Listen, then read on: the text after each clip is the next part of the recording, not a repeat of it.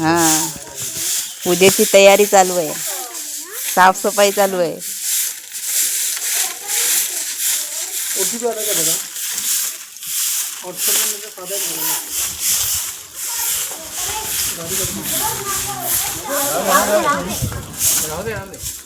चालू आहे घोडेपै गावात पूजा आहे सत्यनारायणची. तर रस्ता साफ करतायत. उद्या पूजा आहे. रस्ता साफ करतायत. असे सगळे मिळून घाटी साफ करतायत. आता तांदूळ साफ करतायत. पूजेसाठी महाप्रसाद असतो, जेवण असतं रात्री.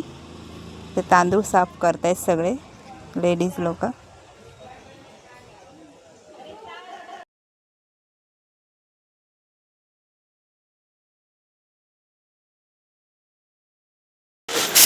तांदूळ साफ करतायत. तर इथे चहा पण बनते. ही आमची छोटी बहीण चहा बनवते. तांदूळ साफ करून झाले. आता खोबरं किसतात सगळेजण. अशी ही सत्यनारायणची पूजा असते मेमध्ये. त्याची सगळी तयारी अगोदर 1 दिवस अगोदर करतात.